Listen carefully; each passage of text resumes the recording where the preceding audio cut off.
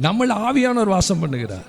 என்றைக்கு இயேசுவை நாம் சொந்த இரட்சகராக ஏற்றுக்கொண்டோமோ, இயேசுவே என் உள்ளத்தில் வாருங்க என்று சொன்னோமோ, அப்பொழுது பரிசுத்த ஆவியாக தேவன் நம் உள்ளத்தில் வந்துட்டாரு. ஆமே சோத்த தேவனால் அனுப்பப்பட்ட பரிசுத்த ஆவியானவர் நம் உள்ளத்தில் வந்ததுனால நம்மளிருந்த அசுத்தாவிகள் எல்லாம் வெளியே போயிடுச்சு. வெளிச்சத்தின் பிதாவாகிய தேவன் நம் உள்ளங்களில் வாசம் பண்ணுகிறார். அப்ப நம்ம யாரு?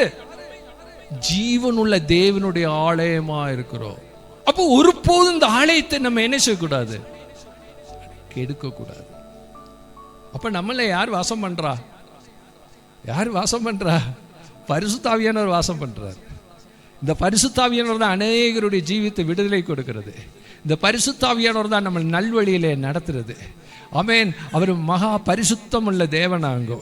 ஆமென். சோத்திர தேவ பிள்ளைகளே, ஆமென். பரிசுத்த ஆவியானவர் நம்ம வாசம் பண்ணும்போது, ஆமென், தேவ பிள்ளைகளை நீங்கள் யோசித்து பாருங்க. ஆமென். நாம் அல்ல தேவனால் ஆசீர்வதிக்கப்பட்டவர்களா? ஆமென். ஆமென். ஸ்தோத்திரால் சபிக்கப்பட்டவர்களா? நமக்குள் யார் வாசம் பண்ணுகிறா?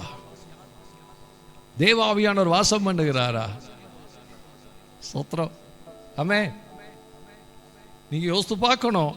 ஆமென். நம்மளுடைய உள்ளங்களில் ஆவியானவர் வாசம் பண்ணுவார். ஆனால் நம்மளை தகர்க்க ஒரு சக்தியாலையும் முடியாது. சோத்திரம். நம்மளை அழிக்க ஒரு பிசாசாலையும் முடியாது.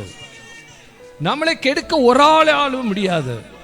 சோத்திரம். நம்மளை யார் வாசம் பண்ணுகிறார் என்பதை என்ன செய்யணும்? முதலாவது நாம் அறியணும். நம்மள யார் வாசம் பண்ணுகிறார்? சோத்திரம். நம் தேவனுடைய ஆலயம் என்பதை நாம் அறிஞ்சிருக்கணும். ஆமென்.